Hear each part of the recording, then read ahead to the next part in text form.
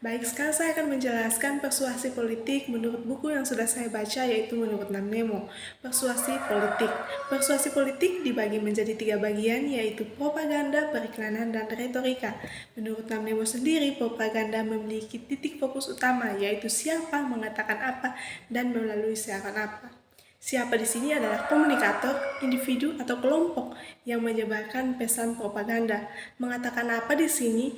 Pesan yang disampaikan dalam propaganda bisa berupa informasi, opini, instruksi melalui saluran apa di sini, yaitu media, platform yang digunakan untuk menyebarkan propaganda seperti media massa, media sosial, atau bahkan seni dan budaya. Contoh kasus yang saya pakai yaitu kampanye yang dilakukan Paslon 03, yaitu Bapak Ganjar Pranowo dan Mahfud MD. Siapa di sini adalah Ganjar Pranowo dan Mahfud MD dengan tim kemenangan mereka termasuk Jenderal Andika Perkasa sebagai wakil ketua tim pemenangan nasional Ganjar Presiden TPNGP. Mengatakan apa di sini, yaitu mereka mengirim pesan kuat tentang persatuan Indonesia dengan Ganjar berada di Merauke dan Mahfud di Sabang.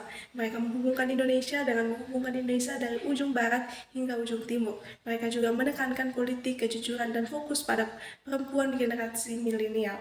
Melalui saluran apa di sini, kampanye yang mereka lakukan secara online dan offline di tempat yang berbeda. Strategi ini dinilai efektif untuk menjangkau masyarakat secara lebih luas, khususnya bagi generasi milenial. Selain itu, mereka juga melakukan konsolidasi dengan warga seperti yang dilakukan di Jakarta. Selanjutnya, periklanan. Periklanan memiliki beberapa fokus utama, yaitu kepada siapa dengan akibat apa. Kepada siapa di sini target, konsumen atau kelompok yang dituju iklan.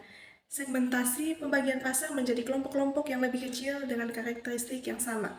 Penargetan pemilihan segmen pasar yang paling sesuai dengan produk atau layanan yang diiklankan. Akibat di sini kesadaran merek, meningkatkan pengetahuan dan pengenalan konsumen terhadap produk atau layanan.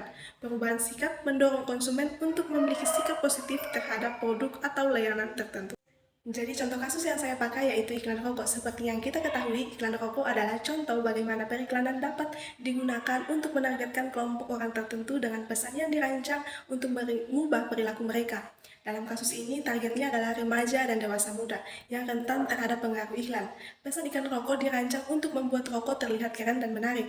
Hal ini dapat mendorong remaja untuk memulai merokok. Akibat dari iklan rokok di televisi dapat dilihat dalam statistik kesehatan di Indonesia. Relevansi perokok di kalangan remaja usia 13-15 tahun adalah 10,7%. Ini berarti bahwa hampir 1 dari 10 remaja di Indonesia adalah perokok. Baik, yang terakhir retorika. Menurut Nam Nemo, retorika fokus utamanya adalah untuk menciptakan dan merayu khalayak.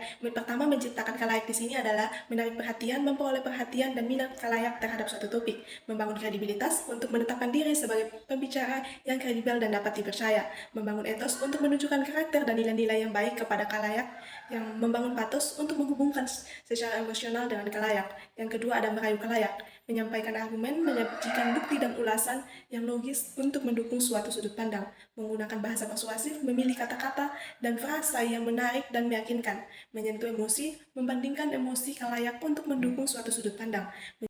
Contoh kasus yang saya pakai yaitu pidato yang dilakukan oleh King Martin Luther yang berjudul I Have a Dream, di mana pidato ini adalah salah satu contoh retorika dapat digunakan untuk merayu khalayak. King menggunakan kombinasi logos, patos, dan etos untuk meyakinkan khalayak bahwa gerakan hak-hak sipil adalah sesuatu yang pantas didukung. Pidatonya membantu menginspirasi gerakan hak-hak sipil dan berkontribusi pada pencapaian kesetaraan bagi orang kulit hitam di Amerika Serikat.